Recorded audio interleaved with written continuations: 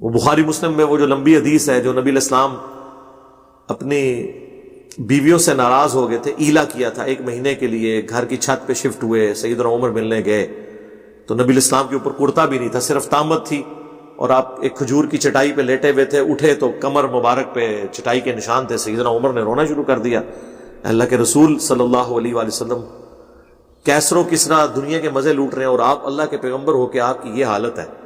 تو آپ نے فرمایا اے عمر، لگتا ہے کہ دنیا کی حقیقت ابھی بھی تجھ پہ نہیں کھلی، کیا تو اس پہ راضی نہیں ہے کہ کیسر و کسریٰ یعنی رومنز اور پرشینز کے جو حاکم ہیں، بادشاہ ہیں، وہ دنیا کے مزے لوٹیں اور ہم آخرت کی سعادت؟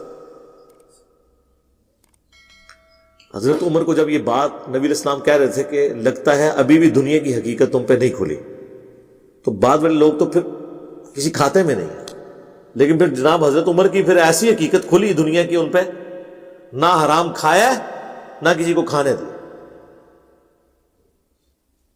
حضرت ابو بکر کی للہیت آپ دیکھیں، پوری زندگی جس بندے کی وجہ سے حضرت ابو بکر کو ذہنی ٹینشن رہی ہے وہ حضرت عمر ہے۔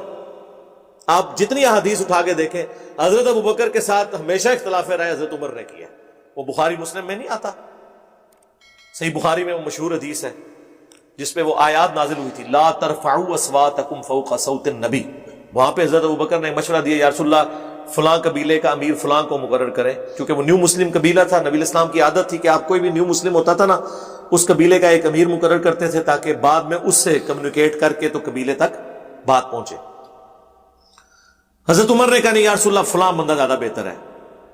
اس پہ حضرت بکر نے کہا کہ تم ہمیشہ میری بات کی مخالفت کرتے ہو۔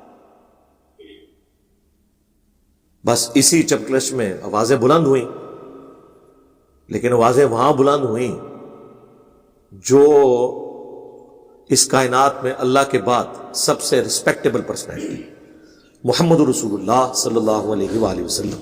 قرآن نازل ہو گیا کہ نبی کی آواز سے بھی اپنی آواز کو بلند نہیں کرنا، لا ترفعوا اصواتکم فوق صوت النبی، اور اگر تم نے اپنی آواز کو نبی کی آواز سے بلند کیا تو تمہارے اعمال برباد کر دیے جائیں گے اور تمہیں خبر بھی نہیں ہوگی، اور ان سے ایسے گفتگو نہیں کرنی جس طرح تم آپس میں کرتے ہو۔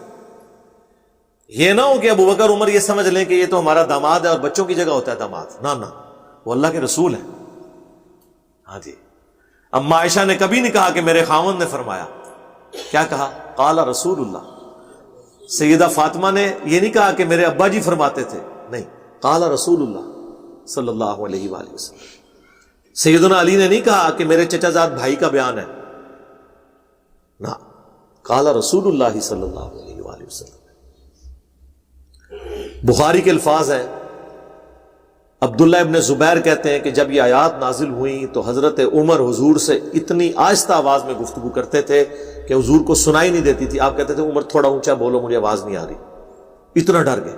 پھر اللہ نے ساتھ ہی ڈگری دے دی، ان الذین یغضون اصواتهم عند رسول اللہ، بے شک جو لوگ اپنی آوازوں کو دھیما رکھتے ہیں اللہ کے نبی کے حضور، وہی لوگ ہیں جن کے دلوں کو اللہ نے تقوی کے لیے چن لیا ہے، ان کے لیے مغفرت ہے، اجر عظیم ہے۔ یہ وہ آیات ہیں جو روزہ شریف پہ آج بھی لکھی ہیں، بلکہ ابھی یہ جو سعودی حکومت نے دوبارہ رینوویٹ کروایا نا، یہ ساری آیات نا روزہ شریف کی جالیوں کے اوپر انہوں نے ساری ترتیب سے لکھ دی کہ قبر رسول پہ بھی کوئی شخص اپنی آواز کو بلند نہیں کرے گا۔ تو وہ بات کہاں سے کہاں شروع ہوئی تھی؟ نبی علیہ السلام کی یہ رسپیکٹ ہے۔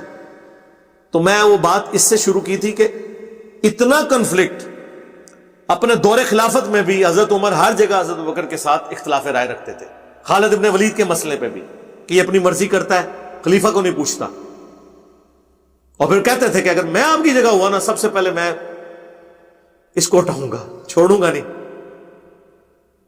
پھر ہٹا بھی دیا۔ اور دوسری طرف حضرت ابوبکر کیا کہتے تھے کہ ماؤں نے کوئی شیر پیدا ہی نہیں کیا جو خالد بن ولید جیسا ہو، وہ لاڈلے۔ لیکن یہ سارے کنفلکٹس کے باوجود ہونا تو یہ چاہیے تھا کہ جب حضرت ابوبکر پہ بیماری آئی تو کسی اور بندے کو تو خلیفہ نامزد کرتے، عمر کو نہ بناتے۔ ایک بندے کو یار ایک نیگیٹو سائیکالوجی ڈیولپ ہو جاتی ہے کہ تو ہر مسئلے میرا اختلاف کیتا ہے، ہوں میری واری آئی ہے نا تو میں اپنی مرضی کا بندہ نامینیٹ کراں گا۔ سارے صحابہ سے مشورہ کیا، حضرت عمر سے نہیں کیا، اور اینڈ پہ کہا کہ میں عمر کو نامینیٹ کرتا ہوں، قبول ہے۔ پہلے تو سارے کہہ رہے جیسے ہمیں لوگ کہتے ہیں کہ جن سب کو کام دسو دین دا بڑا شوق ہے کرنے دا کام دسنے دوبارہ کال ہی نہیں آتی اے جی انگریزی ترجمہ کرنا کرو اے جی لکھنا ہے لکھو تو وہ شروع میں جوش چڑھتا ہے. جب حضرت بکر نے نامینیٹ کیا کہ یہ ہے بندہ, کیونکہ یہ مشورے سے ہوا ہے, یہ ڈکٹیٹرشپ نہیں تھی, سارے صحابہ سے اس وقت قبائل کے سردار سے ہی پوچھا جاتا تھا نا, سارے قبیلوں کے سردار جب کہہ رہے ہیں کہ عمر کو بنا دیں, یہ نہیں کہا, یہ کہا کہ آپ ہمارے خیر خواہ آپ جس کو بھی بنا دیں. جب بنایا تو پھر چیما گوئی شروع ہو گئی کیڑا بندہ لاتا ہے ساڑھے تے, تو بڑا ڈنڈ ہے. پھر حضرت بکر نے کہا کہ ایک طرف تم کہتے ہو میں تمہارا خیر خواہ ہوں, اچھا وہ میرا خیال ہے وہ بھی سوچ رہے ہوں گے کہ عمر کو تو نہیں یہ بنائیں گے. ظاہر ہے ادھر بھی جو مشورے دیتا ہے نا بندے کو بار بار, آپ ہمارے پولیٹیشینز کو بھی دیکھ لیں, جو بندہ ان کی پالیسی سے اختلاف کرتا ہے نا سب سے پہلے اس کو پوسٹ ہٹاتے ہیں, جدھر موقع ملتا ہے وہ کہتے ہیں یار ان تو سائڈ تے کرنا, یہ تو جان چھوڑاؤ یار, یہ بڑے مشورے دیتا رہتا ہے منو. تو وہ ایکسپیکٹ نہیں کر رہے تھے حضرت عمر کو ہی, اور حضرت عمر سے نہیں پوچھا.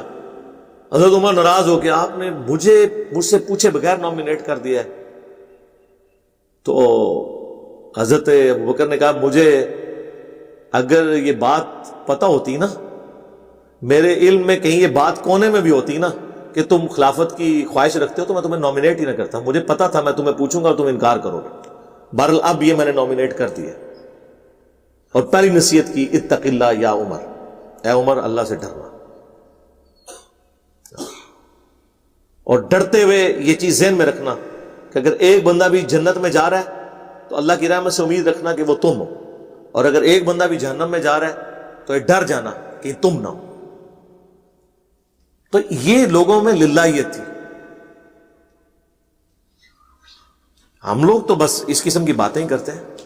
تکلیفیں جن لوگوں نے اٹھائی ہیں نا جی, ان کے نام آج تک زندہ ہیں. رضی اللہ عنہ ہم انہیں کہتے ہیں, علیہ السلام کہتے ہیں.